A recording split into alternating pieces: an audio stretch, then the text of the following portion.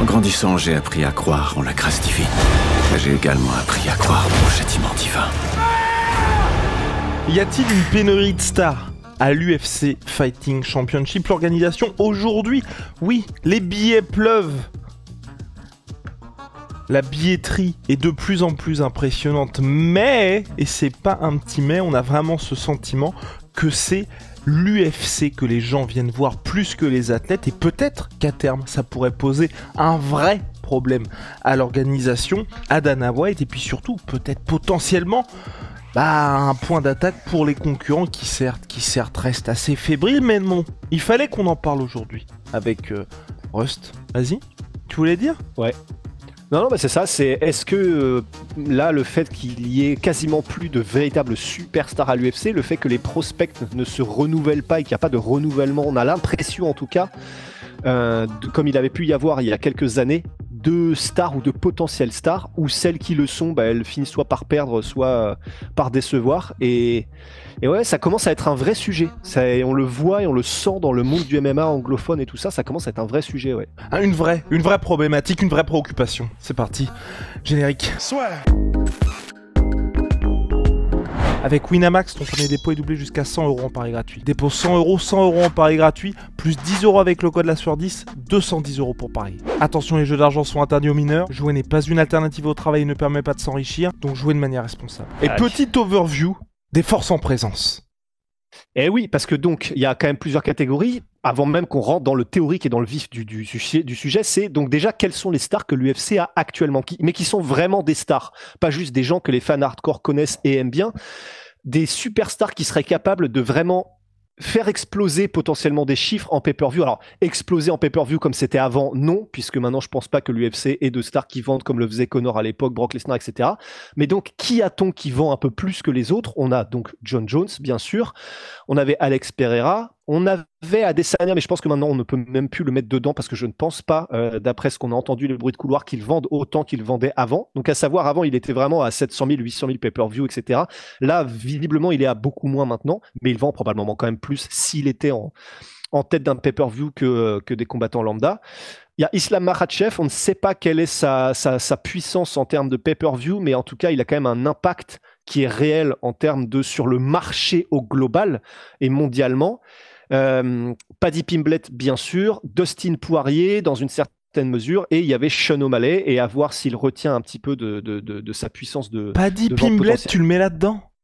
Moi, je le mets là-dedans. Alors, mais après, peut-être, mais je le mets là-dedans dans le sens où quand on voit les chiffres qu'il génère, le fait qu'il est maintenant en pay-per-view à chaque fois, je pense qu'il doit quand même avoir un impact. Ouais, je pense.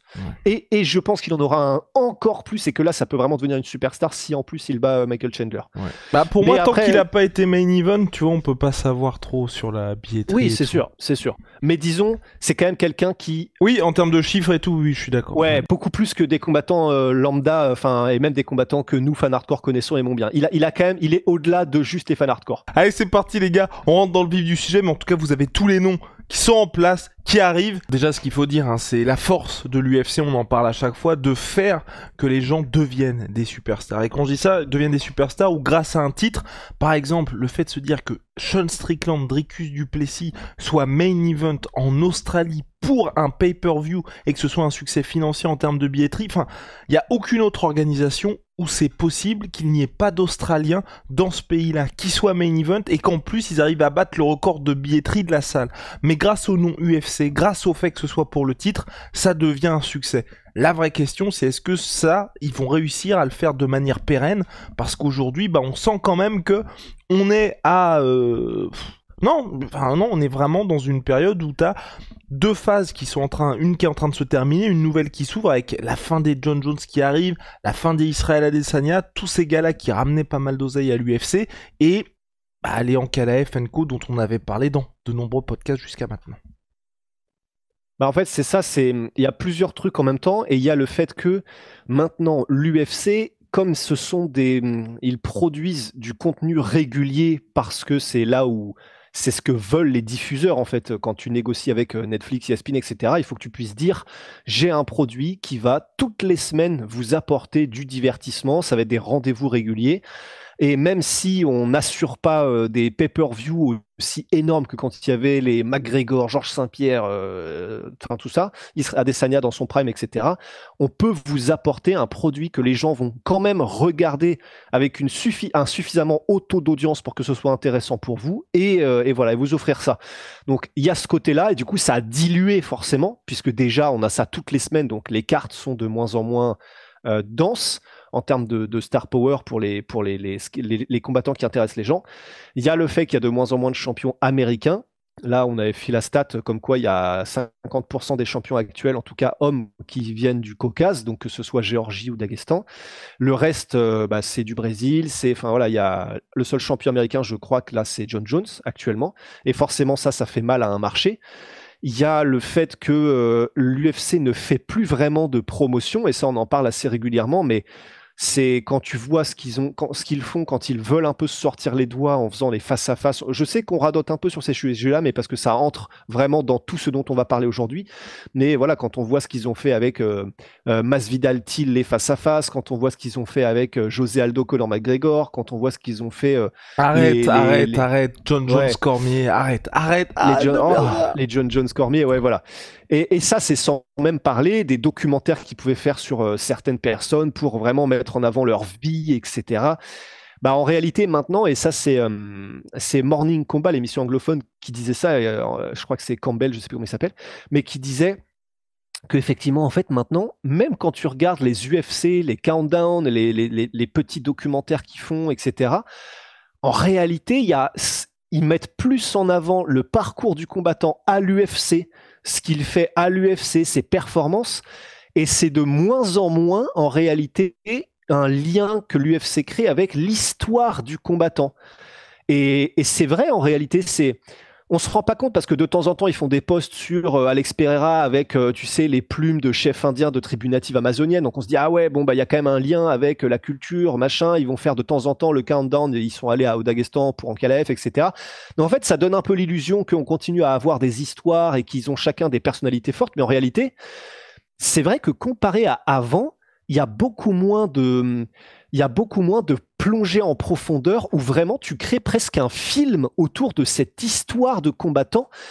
Maintenant, c'est beaucoup plus en surface et c'est vrai que comme il y a aussi une uniformisation et un rognage un petit peu global des personnalités, parce que c'est passé au début par le truc Reebok où les combattants ne pouvaient plus arriver avec leur gimmick propre, ils pouvaient plus arriver avec leur manière de s'habiller, etc. Ils pouvaient plus se ramener avec une même si elle est fausse, une hache sur la scène, en conférence de presse, oui, ils peuvent mettre leurs fringues, mais ils peuvent pas non plus tout mettre. Vous pouvez pas arriver avec des trucs où il y a des sponsors. Ça reste quand même très contrôlé. Et ça a aussi forcément donc coupé un petit peu et raboté les combattants qui voulaient venir et vraiment créer des personnages complètement excentriques, complètement à part entière, un peu des Dennis Rodman du MMA, mais vraiment puissance 15. Et tout ça mis en même temps, et est-ce que j'ai oublié un point? Je crois que j'en avais...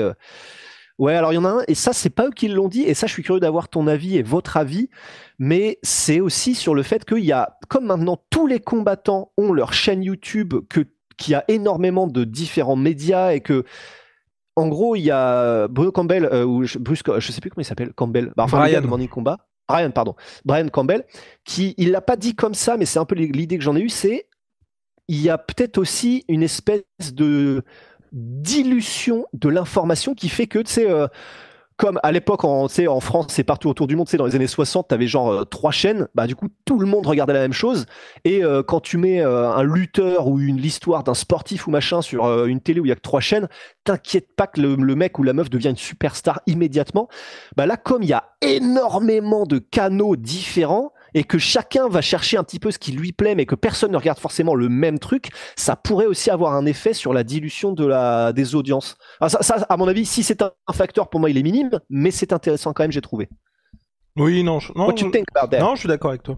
Je suis d'accord avec toi, je pense que ça joue aussi qu'aujourd'hui, il y ait, enfin, ouais, bah, et puis même de temps en temps, on trouve que, enfin, moi je trouve que ça n'a aucun intérêt que les mecs lancent leur chaîne YouTube ou des choses comme ça, parce que c'est vrai que, bah, pour certains, oui, ça a un intérêt, surtout quand c'est bien fait, mais d'autres, je trouve que tu sens que le truc est un petit peu forcé. Alors, par exemple, un mec comme Alex Pereira, je trouve que c'est pas mal, tu vois, dans les avant-combats, ça te plonge vraiment là-dedans, et surtout, ça fait le taf que ne fait pas l'UFC. Pour ces athlètes-là. Donc je trouve que pour certains ça peut être pas mal. Mais c'est vrai que globalement, ouais, on est vraiment dans cette situation-là, on en apprend moins sur leur vie. Pour les personnalités, on les voit quand même toujours à l'UFC. Hein. Je pense que il y a, pour certains, c'est vrai que ça diminue par rapport, par exemple, à Georges Saint-Pierre quand il faisait ses entrées, mais l'UFC ça marche toujours parce qu'on voit vraiment bien les personnalités des gars. Mais c'est plus moi ce côté de se dire aujourd'hui, on a atteint ce stade où on est mainstream et les médias vont faire le taf à notre place. Et c'est peut-être ce que l'UFC se dit, c'est que on a les droits qui sont achetés donc par ESPN, et donc c'est le taf d'ESPN de faire cette com de fou que nous avant on le faisait, et que c'était par nos réseaux, nos propres réseaux, qu'on faisait cette com pour que les gens passent par la case pay-per-view. Et peut-être qu'aujourd'hui, comme le contrat de l'UFC, on le rappelle, hein, ça garantit l'équivalent de 500 000 pay-per-view achetés parce que c'est exclusif à ESPN. Peut-être qu'ils se disent, bon bah, en fait, la com, c'est pas à nous de la faire, tout simplement. Mais ce qui est dommage, ouais. Parce que nous, quand on est en France ou tout simplement ailleurs qu'aux États-Unis, il n'y a pas cet impact de la part d'ESPN. Parce que c'est vrai que la plupart des contenus, souvent on en parlait avec Rust, hein, ils sont bloqués avec ils sont géo-bloqués par ESPN. Bah, c'est ça, parce que tu vois, moi, à chaque fois, du coup, il y a Jiri Prochaska forcément auquel on pense, mais et ils l'ont fait un tout petit peu, mais un tout petit peu, par exemple l'UFC. Le peu qu'ils ont fait, ça a pris, mais c'est vrai que des mecs comme Jiri Prochaska, si tu fais vraiment un documentaire et que c'est l'UFC qui le fait, parce que en fait, je peux pas empêcher de me dire. C'est vrai que les autres médias vont les faire, qu'il y a pas mal de médias justement qui peuvent grossir en faisant des documentaires. Nous, on le voit sur ce qu'on a pu faire, tu vois, à notre petite échelle, mais des documentaires sur des combattants français. C'est vrai qu'il y en a certains, ça a pu faire, c'est du donnant-donnant, mais ça a pu faire une petite publicité, ça a pu effectivement faire grossir un petit peu la personnalité du combattant, etc. Et qu'il y a pas mal de médias autour du monde et en Europe qui peuvent le faire. Mais ça n'a jamais autant d'impact que si c'était l'UFC qui le faisait quand même. Et je me dis, moi là où ça m'a un peu déçu, enfin pas déçu, mais je me suis dit, putain, c'est quand même con. De toute façon, il a perdu, mais c'est pas grave, parce qu'il n'a pas perdu de manière spectaculaire, c'était Peyton Talbot. Il reviendra, je pense, mais je me dis, le peu que je sais de lui, parce que j'ai vu des interviews, que c'était intéressant, parce que j'ai regardé ses médias sociaux, etc.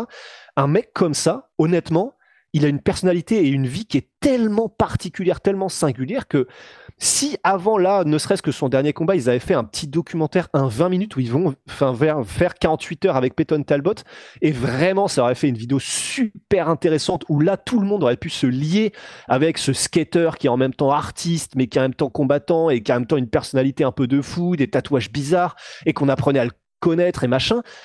Honnêtement, je pense que ça prend pas beaucoup plus que un documentaire de l'UFC, un 20-25 minutes, ou même peut-être un peu plus deep dive, full inside sur Peyton Talbot. Je pense que ça prend pas beaucoup plus pour faire prendre quelque chose, tu vois. Et avec Jiri, j'en parle même pas, et des gars comme ça, tu vois. Et tu penses pas, parce que l'autre truc que j'ai en tête par rapport à ça, cette pénurie de stars à l'UFC, c'est peut-être qu'avant, c'était beaucoup plus simple pour eux d'évaluer et d'identifier un prospect. Tu savais vraiment que le gars allait être champion, parce qu'il n'y avait pas le même niveau qu'aujourd'hui en MMA. Et peut-être qu'aujourd'hui, tu as ce truc-là aussi de la part de l'UFC, de se dire, en fait, le niveau est tellement haut que un gars comme Peyton Talbot, oui, c'est un énorme espoir, mais il a quand même perdu son dernier combat, et qui se disent, en fait, le problème, c'est qu'aujourd'hui, et là on le voit, hein, le plus long champion actuel de l'UFC, c'est, je crois, Islam Makhachev, et ça fait pas non plus des masses de temps qu'il est champion, et qu'en gros, ils se disent, si on investit tellement, même un mec comme Alex Pereira, il n'était pas protégé, mais on savait tous que le combat contre Ankalaev, ça allait être le plus gros test. Le plus gros test, malheureusement pour lui, il l'a perdu. Et d'être dans cette situation, ils se disent, on va investir sur les gars, sauf qu'on sait que, Sean O'Malley, ils l'ont poussé, mais Contre Petroyan, c'était passé à ça. Contre Sterling, c'était magnifique, mais on était tous... ça risque d'être chaud. Et contre Merab Dvalishvili, malheureusement, c'est pas passé. Et je pense qu'à mon avis, ils sont aussi dans ce truc-là de se dire, en fait, le problème aujourd'hui, c'est que à partir du moment où vous êtes dans le top 5 de l'UFC, tout le monde peut être champion. Et comme on n'a pas les cartes en main, parce que chacun doit s'affronter, on sait pas trop ce qui va se passer. Et surtout que les mecs viennent d'endroits complètement différents, qu'on laisse le sport et que le seul truc aujourd'hui, peut-être selon leurs métriques, c'est... les gens regardent juste l'UFC parce qu'ils savent qu'il y a de l'incertitude sportive et qu'en plus les meilleurs s'affrontent tout simplement. Et qu'ensuite, bon bah voilà, si c'est en KLF, c'est en KLF, si c'est Pereira, c'est Pereira, et que de toute façon, par la force des choses, à partir du moment où le mec a 3 défenses de ceinture, qui est beaucoup moins qu'avant pour que les gens vraiment se disent waouh, le gars est une superstar et est vraiment legit de chez legit, les gens vont se mettre à vraiment regarder le gars. Peut-être que c'est ce que l'UFC se dit, mais moi je trouve que c'est vraiment dommage, mais mine de rien, c'est vrai que c'est aujourd'hui très rare qu'il y ait un prospect et que on arrive dans des catégories qui sont quand même assez denses et que jusqu'au bout de son histoire, tu vois, on arrive à le suivre sans qu'il y ait de problème, parce que même là, les Bonical, ça commence à prendre salement du temps. Ramzat Chimaev, le mec, ça fait peut-être 3 piges qu'il aurait dû avoir son title shot, et que l'UFC se dit, bon bah, on préfère juste se dire, on boucle les combats, les mecs vont les faire plus aussi. T'as peut-être ce truc-là aussi qui est terrible, mais qui a toujours eu lieu, c'est que maintenant, comme c'est une entreprise qui est cotée en bourse et qui a tellement de blessures, ils se disent, bon, entre dépenser, je sais pas, 100 000, 1 million dans la promo, et on sait que le mec va peut-être se péter, bah on fait juste des trailers un peu pourris, c'est vrai, mais au moins si le gars se blesse, on n'aura pas investi pour rien. Ce qui est dommage pour nous, mais bon.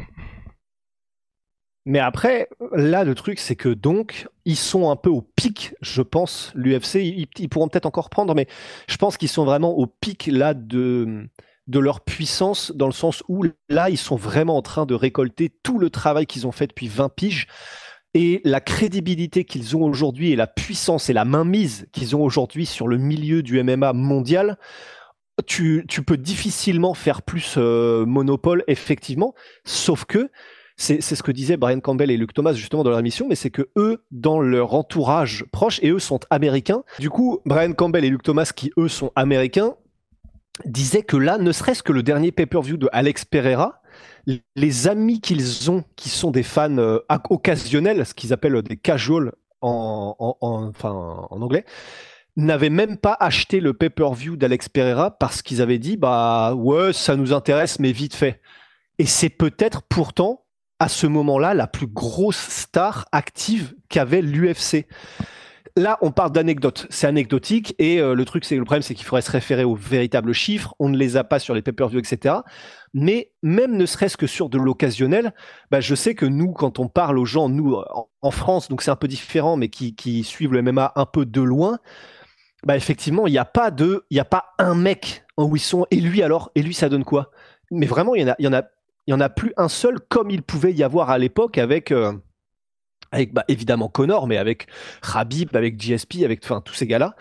Et donc, est-ce que là, on serait pas au top, mais vraiment au sommet du sommet de la vague, mais que si ça ne se renouvelle pas, ben malgré le fait que l'UFC, ils ont ce nom et ils ont cette crédibilité qu'ils ont durement acquise sur les 20 dernières années, bah voilà, on va en avoir la réponse, le cœur net, dans les 5 prochaines années, mais est-ce qu'on n'amorcerait pas, s'il n'y a pas du tout de nouvelle énorme star, est-ce qu'on n'amorcerait pas déjà un petit peu le côté petit à petit, les gens vont moins suivre, ou en tout cas que ça n'aura plus autant d'impact culturellement, quoi.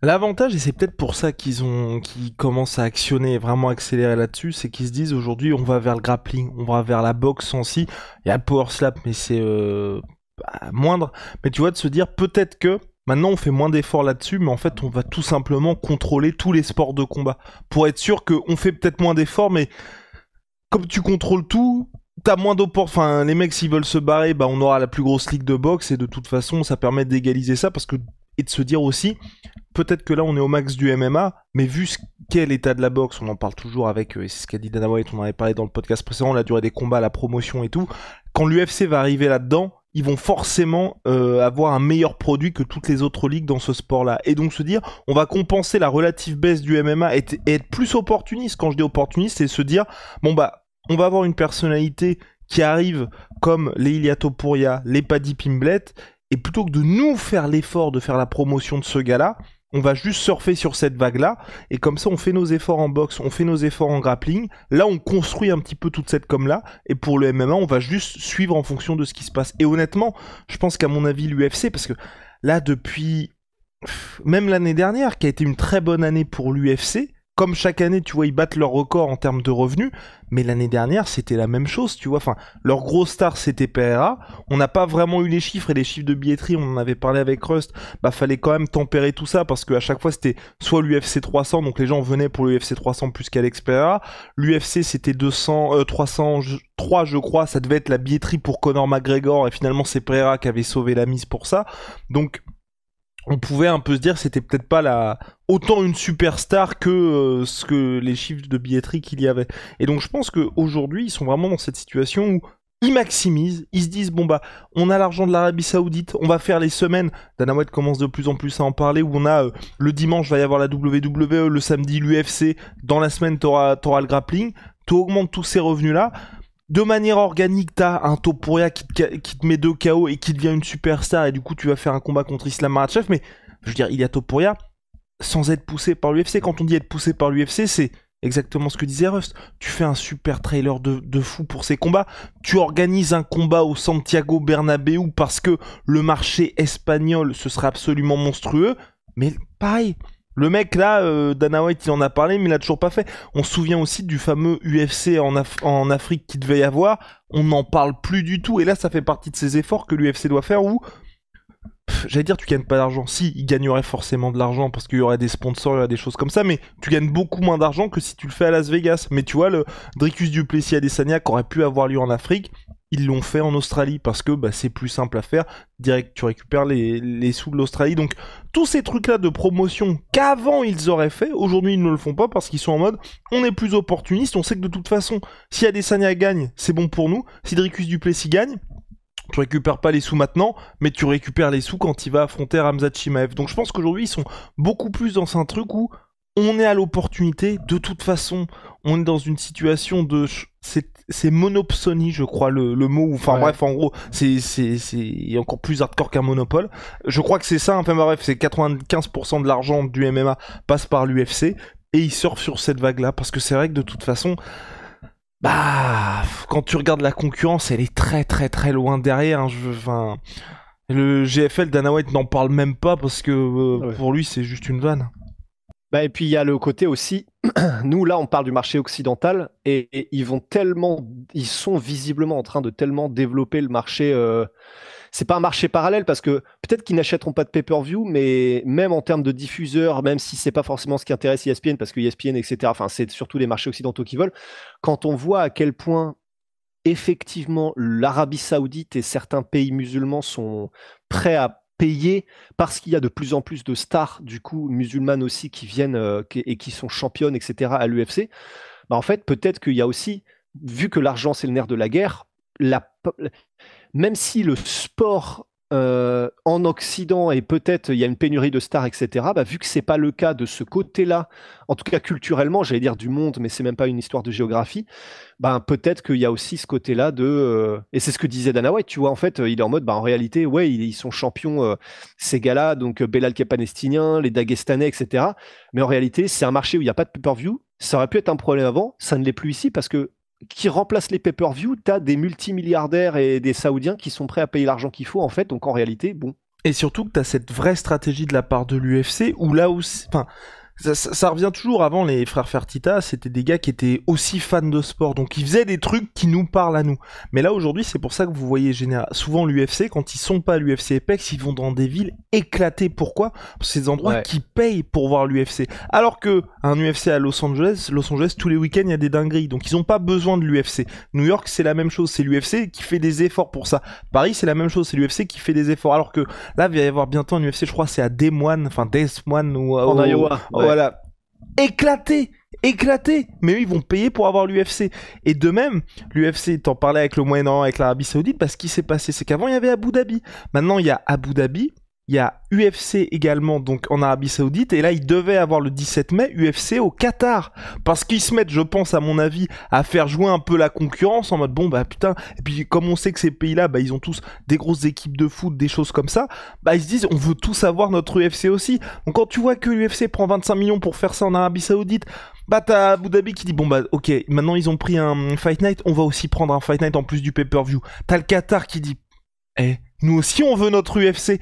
Donc forcément tous ces gars-là et l'UFC va se dire bon bah ok, on va prendre les 20 millions que les gars nous filent pour organiser un événement là, plutôt que de faire la promotion qui nous coûte cher, d'aller au Santiago Bernabéu, tu boucles le truc, parce que Santiago Bernabéu, je veux dire, ils ont le Real Madrid tous les week-ends, hein, donc l'UFC c'est même pas une priorité pour eux, ils leur disent bah en fait là il y a que cette date qui est dispo, soit vous la prenez, soit on va faire un concert, ou soit tout simplement il y a rien, mais c'est même pas une priorité pour nous.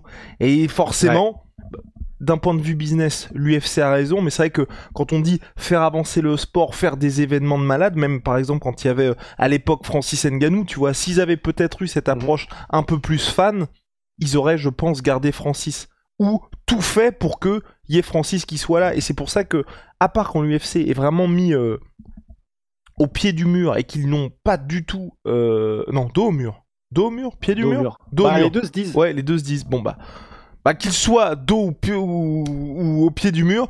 Qu'il soit dos au pied. Avec John Jones contre Thomas Spinal, là, ils sont vraiment dans cette situation où ils n'ont pas le choix. Parce que il faut qu'ils arrivent à faire cette passation entre les deux et être vraiment dans quoi qu'il arrive, l'UFC va pouvoir gagner, va pouvoir capitaliser là-dessus. Mais quand ils ont pas ça, aujourd'hui, là j'y pensais hier. Plus personne ne parle de John Jones contre Francis Ngannou. Vraiment, c'est ouf. Il a disparu, Francis, du paysage MMA. Ouais. Bah non, mais c'est sûr. Bah c'est pour ça que j'attends de voir effectivement si là il y a une inertie qui est encore sacrément en route pour l'UFC, qui est liée à tout ce qu'ils ont fait ces dernières décennies. Et est-ce que l'inertie qu'il y a ne va pas s'essouffler un petit peu, effectivement, dans les 5-10 ans qui viennent? Et que t'as ce truc aussi, on n'en a pas parlé là, mais je pense aussi, à mon avis, que l'UFC, ils sont aussi dans cette situation, ils se disent, si on doit le faire, on le fera. Parce qu'ils peuvent vraiment le faire, ce genre de choses. Et preuve en est, quand il devait y avoir le retour de Conor, où pour la première fois depuis très longtemps, il y allait avoir une conférence de presse à Dublin, avant la conférence de presse traditionnelle. Et c'est là aussi leur truc, c'est que pour une machine comme l'UFC, c'est pas compliqué de faire ces trailers, de faire la promo. Et je pense qu'à mon avis, quand ils verront leur métrique et que ça baissera un tout petit peu, ils se mettront à faire tout ça, parce que là, ils sont dans une situation où, pour nous, c'est terrible en tant que fan, mais on continue de regarder, on se plaint, mais c'est leur force. On se plaint, on continue d'acheter. On regarde pas tout non plus, dans le sens où, en vrai, on se plaint, mais moi, les UFC Fight Night 2 semaines sur 3, j'en ai rien à foutre, tu vois. Mais ils récupèrent l'argent d'ESPN. Des villes. Des villes et d'ESPN. Donc, ils s'en battent les steaks. C'est ça leur truc. Mais ils s'en battent les steaks jusqu'à quand? Parce qu'ils s'en battent les steaks parce qu'il y a une inertie qui font qu'ils ont ce pouvoir, mais voilà, cette inertie qui est liée à un âge d'or qu'il n'y a plus maintenant, combien de temps va-t-elle durer? C'est ça que je me pose. C'est ça qu'ils se posent. Et l'autre option qu'ils ont, et qui est aussi très fort, je trouve, c'est toute cette question-là des prochains droits. Parce que, imaginons que Netflix récupère l'UFC sans effort, instantanément, et on en parlait par exemple quand il y avait eu le match Mike Tyson Mike Tyson contre Jake Paul, il y avait plein de gars qui ne regardent jamais de boxe qui m'avaient dit j'ai regardé le truc, pourquoi? Parce que t'ouvrais Netflix, c'était dans la page d'accueil et Netflix étant ce que c'est sur la page d'accueil, même si ça te dit rien, c'est écrit live machin, tu vas cliquer, tu vas te mettre à regarder ça, et sans faire de promo, sans faire de pub, si l'UFC signe chez Netflix, instantanément, tu es dispo mondialement, plein de gens qui ne connaissent même pas le sport vont se mettre à regarder ça parce que ce sera poussé par Netflix sans que toi tu fasses d'efforts. C'est vrai, mais... Et ça c'est sûr, mais à quel point aussi est-ce que ça a eu ce succès-là? Parce que c'est les noms Jake Paul et Mike Tyson, et est-ce que si tu mets... c'est quoi là ce qu'il y a? Chris Eubank contre... je sais plus comment il s'appelle. T'as beau le mettre en première page de Netflix contre Conor Ben, alors il y aura forcément un push, donc il y aura forcément une de plus que ce qui était prévu initialement, mais à ce moment-là, quand c'est deux noms que les gens ne connaissent pas, alors dans le cas de l'UFC, tu auras le nom UFC qui rajoutera, qui fera qu'il y aura du succès, mais au-delà du nom UFC, si ce sont des gens si ce sont des noms que les gens ne connaissent pas, oui, il y aura un plus parce que première page Netflix, etc., page d'accueil, mais à quel point? Parce que là, c'était parce que c'était Jake Paul et Tyson, honnêtement. Parce que moi, la page d'accueil Netflix, après, il la personnalise, mais il y a quand même pas mal de temps où t'arrives, oui, tu vois ce qu'il y a sur la première page. Ah, moi, je clique toujours. Hein. Choisis, Ah, c'est ouf ça. Moi, dès que je vois le gros. Non, je plaisante. Mais oui. Mais je pense que t'auras quand même. Oui, je suis entièrement d'accord avec toi.